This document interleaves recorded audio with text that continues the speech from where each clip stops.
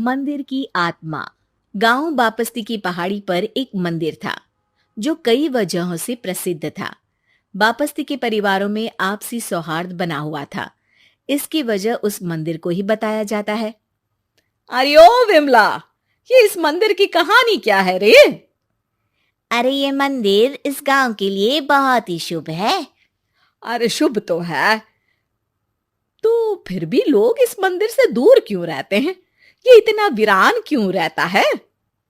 अरे बड़े बुजुर्ग कहते हैं कि मंदिर में आत्माओं का राज है जो लोगों की मदद करते हैं, लेकिन मंदिर से सभी को दूर भी रखते हैं।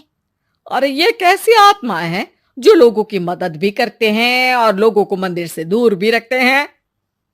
अरे यही चलता आया है यहाँ पर, इसीलिए कोई कुछ बोलता नहीं। क्योंकि जिसके घर में कोई भी परेशानी होती है तो बताते हैं कि इस मंदिर से उन्हें मदद मिलती है। अरे वाह, ये तो अच्छी बात है। तभी इस गांव में इतनी खुशहाली दिखती है। तभी बाहर किसी की चीखने चिल्लाने की आवाज आती है। दोनों बाहर निकलती हैं तो देखती हैं कि गांव के एक बुजुर्ग रो रहे हैं क्योंकि शहर से उन्हें कोई बुरी खबर मिली है।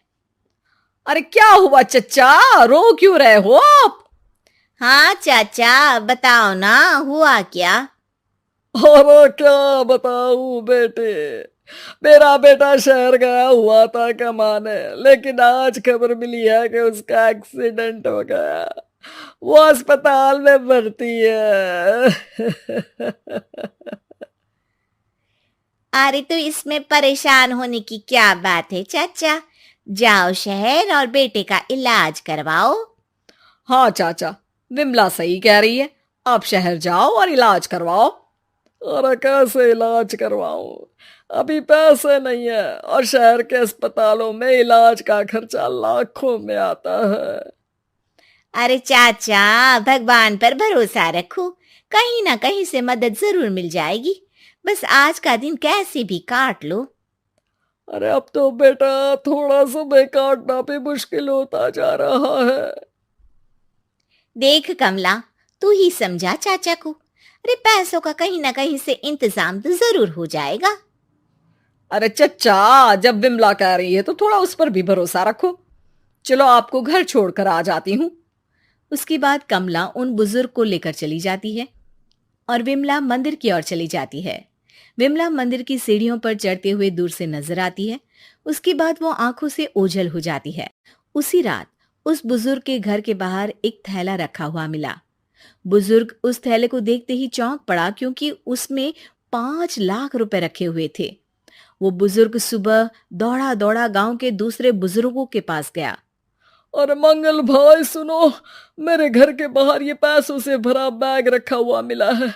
अरे किसका है ये भाई? अरे भैया, मुझे क्या पता। तभी उधर से कमला और विमला निकलती हैं। अरे बेटा सुन तो, देख ये क्या रखा हुआ था मेरे घर के सामने। कमला और विमला हैरानी से देखती हैं। अरे वाह, देख विमला, तूने कहा था ना कोई मदद जरूर करेगा। अरे भगवान सबकी मदद करते हैं, ये पैसों की मदद भी भगवान ने ही भेजी है। और क्या। अब चच्चा सोच क्या रहे हो, शहर जाओ और बेटे का इलाज करवाओ। ठीक है बेटियों, जो तुम कहो। चलो निकलता हूँ शहर बेटे का इलाज करवाने के लिए। अरे विमला, एक बात तो बता, ये इन्हें मिले तो कैसे मिले पैसे? अरे मैं ना कहती थी कि ये मंदिर सबकी मुसीबतों में मदद भेजता है। अरे वाकई बड़ी पुण्य आत्मा है मंदिर में।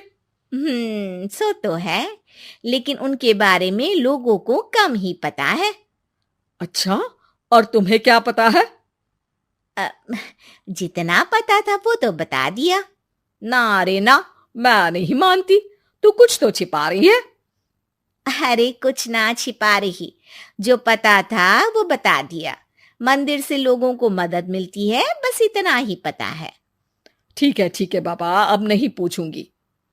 इसके बाद उसी रात कमला चुपचाप अपने कमरे से निकलती है और मंदिर की ओर चल पड़ती है।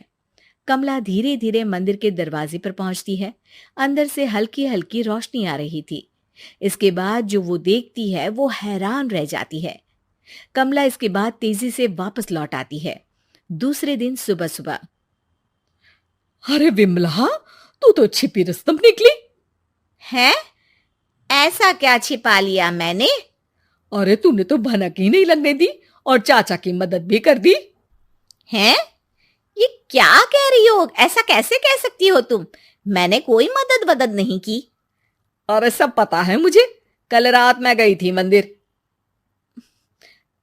तो क्या देखा? अरे तुम्हारा पति और कुछ लोग वहां दिखे। बोरियों में नोट भरे हुए थे और सभी नोट गिनने में लगे हुए थे। तो तुम्हें क्या लगा? वो क्या कर रहे थे? अरे मैं समझ गई कि वो लोग कहीं से डकैती कर पैसे लेकर यहाँ मंदिर के पीछे छिपाते हैं। अब जब तुम जान ही गई हो तो बता देती हूँ, लेकिन ये बात किसी को पता नहीं लगनी चाहिए। मेरे पति डकैती नहीं डालते हैं, बस उन लोगों से पैसे छीनते हैं जिन्होंने गलत तरीके से पैसे बनाए हैं। और फिर लोगों की मदद करते हैं। यही है वो पुण्य आत्माएं जो लोगों को मदद पहुंचाती है। अब समझी? हाँ, अब समझी उन पुण्य आत्माओं का चक्कर। सही है। करते रहो मदद, लेकिन सावधानी से, मेरी तरह कोई और ना पहुंच जाए।